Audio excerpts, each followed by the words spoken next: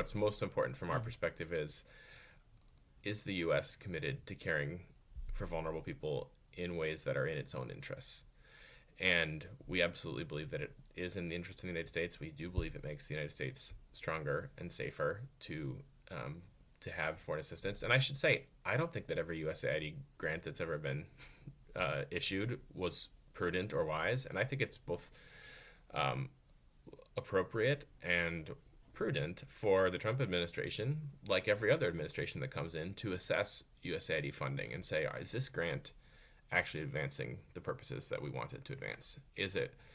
Um, is this how we should be spending U.S. taxpayer funds? Which, again, a very small fraction of U.S. taxpayer funds, but taxpayer funds to be sure. And I think that they would likely find certain grants that I would want them to cut. I don't think I would want them to cut the grants that World Relief has received, or that many of other faith-based organizations have received, that are really focused on life-saving humanitarian assistance and other really vital initiatives that I think do meet U.S. interests. The really hard thing about what's happened in the last several weeks is that instead of beginning a thorough process of, grant by grant, analyzing is this something we want to continue or not, it was a hard stop to basically everything. And then theoretically, although I think there's been some question to what extent there's been a lot of care taken in this process, they're going through grant by grant, deciding, do we want to continue things? At this point, actually, World Relief has received, first of all, we received orders to stop work on our USAID grants in those 4 countries that I mentioned. In 3 of those countries, we then were told that our grants were being terminated. And then in those same 3 countries, within a week or so, we received word that actually we're rescinding that termination.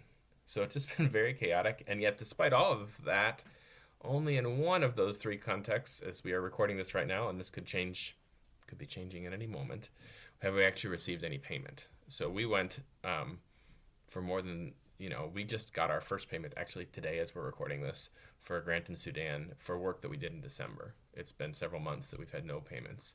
And the way that USAID funding works is it's a reimbursement process. So we do the work, and then we show them basically the receipts. So here's how we spent the funds that you've committed, and they reimburse us. It has ground things to a halt, even in situations where there were theoretical waivers issued when we couldn't access funds to pay our staff or to cover other direct costs associated with those programs. So we're hopeful that at least some of them will be able to resume now, but we still have questions on a lot of our programming.